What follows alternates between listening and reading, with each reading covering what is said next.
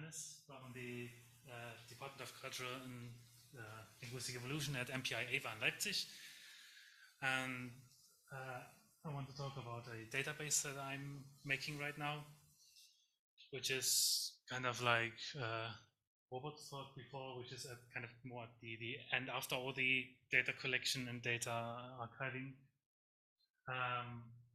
And it's basically a metadatabase, a database about finding data sets that are already been uploaded, specifically in the cross-linguistic data formats, as is the DSE way. So I collect metadata.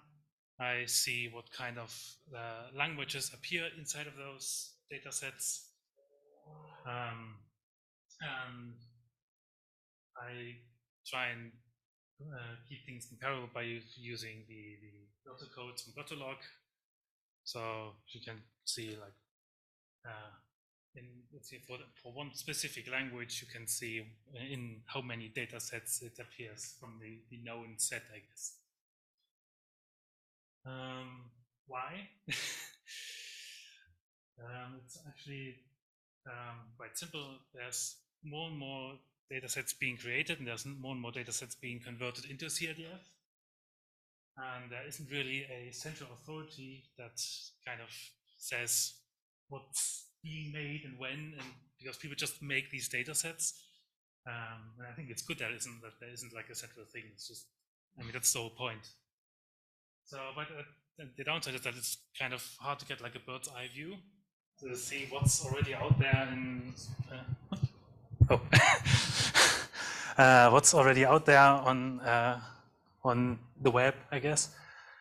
And this is also something that like the actual repositories can't really provide in all in depth, especially stuff like Zenodo, which is for a multitude of different fields. So they can't just provide it for every field. They don't have the funds or the capacities to do that. And also, if it is created, it has to be done by the uploader usually, and also it has been maintained if you update your data set. So so it might be better to have just someone to just goes through this and looks at all the data and then collects, I guess, a summary. So how am I making a catalog? Simply, I start by searching Zenodo for data sets.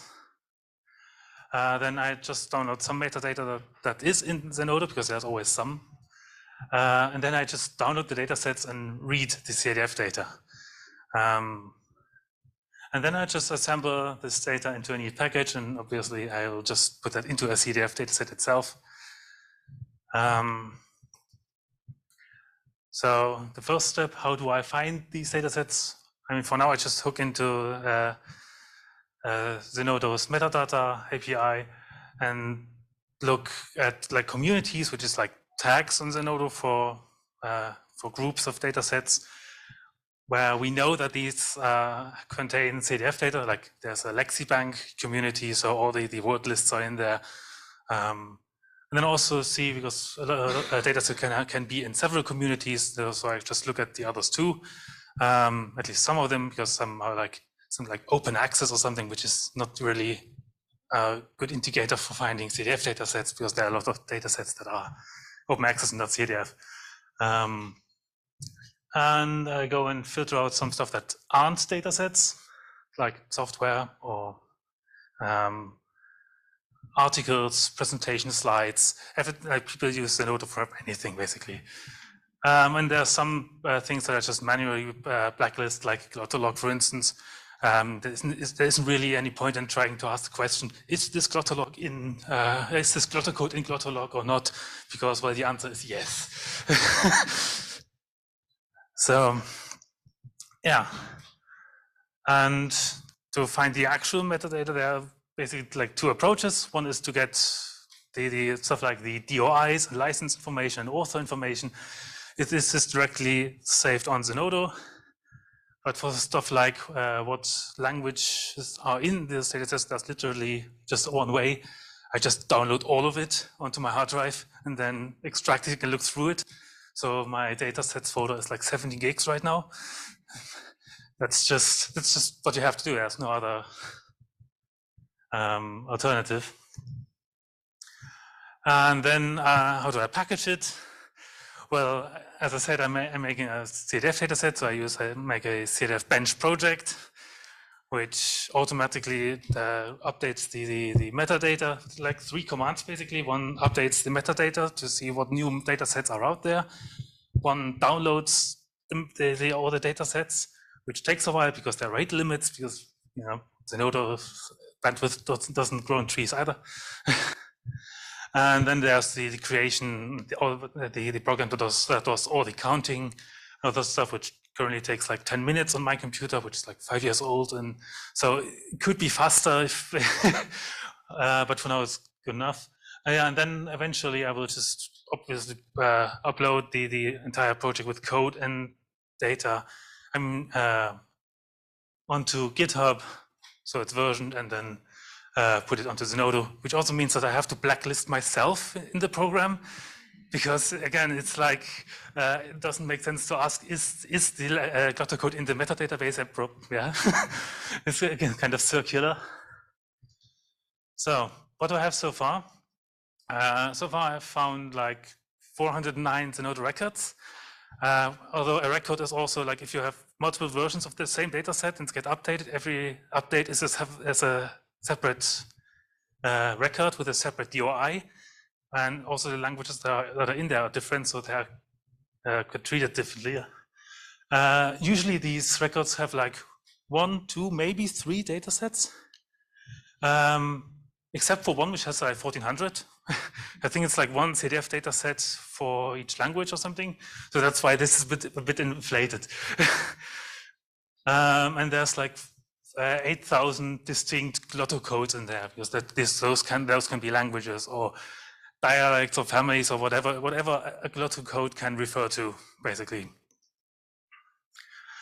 So again, people like maps, so I just draw dots on maps. This is basically the darker the dot basically means the more data sets refer to a language.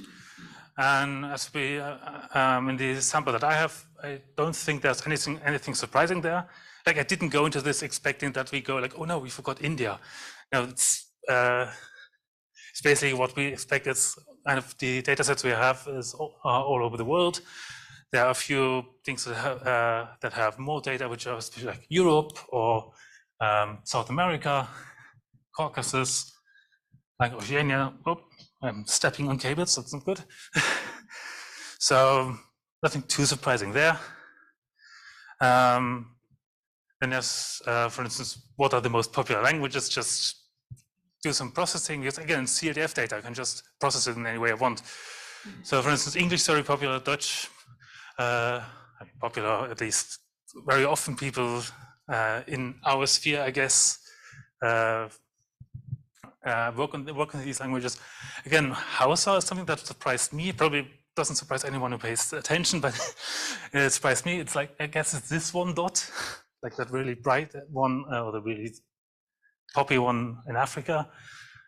And yeah, Mandarin, Chinese, and all that makes sense.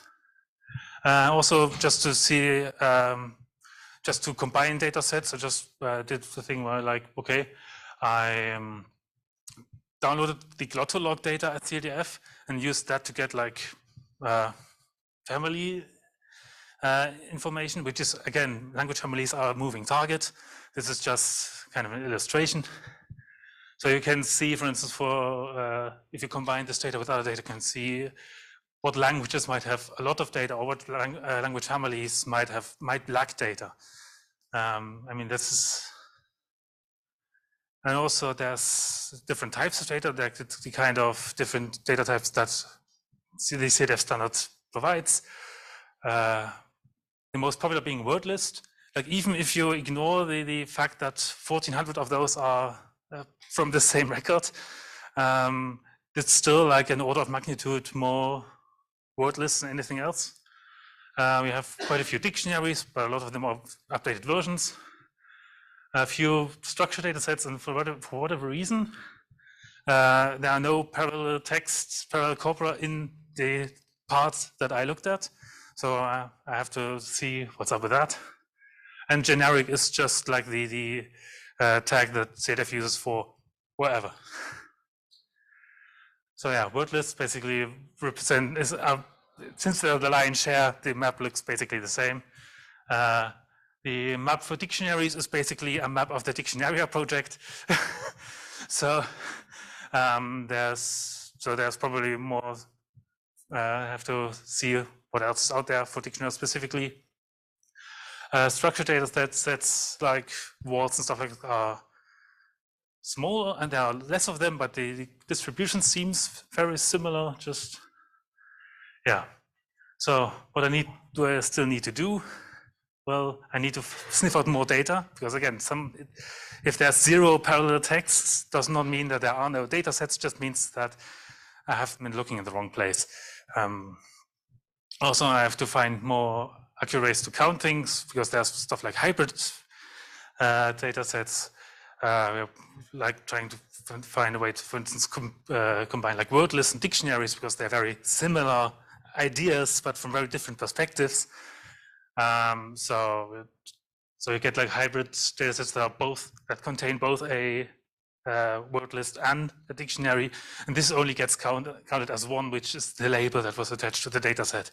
So I have to weed those out. Also, as a long-term thing, I'm only looking at Zenodo right now, but you can upload CDF anywhere. It's just text format, and as long as it's CDF, I don't really care where it's coming from. So hooking into other APIs might be an idea. Although you have to kind of deduplicate some stuff, because some people might upload the same data set to different repositories for redundancy, because one of those might shut down for some reason. Yeah. As far as the processing goes, we could just add more links to more things. Like there's obviously also like concept IDs from the Concepticon catalog, or phonetic IDs from the CATS catalog.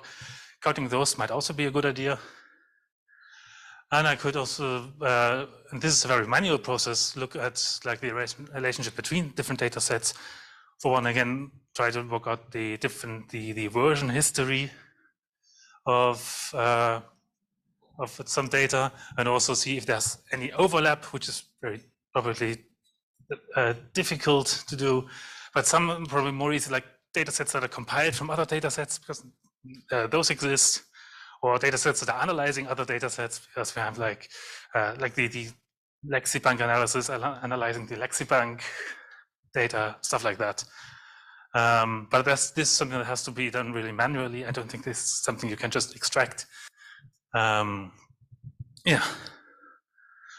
And for the output in the end, because just processing and saving this as text isn't really that useful, I was thinking about making like one of these browsable CLD web apps. I can just look at the different, like look at like how many data points are there for what language. Although again, as we heard many times before, just the number of data points isn't very, doesn't really say a lot.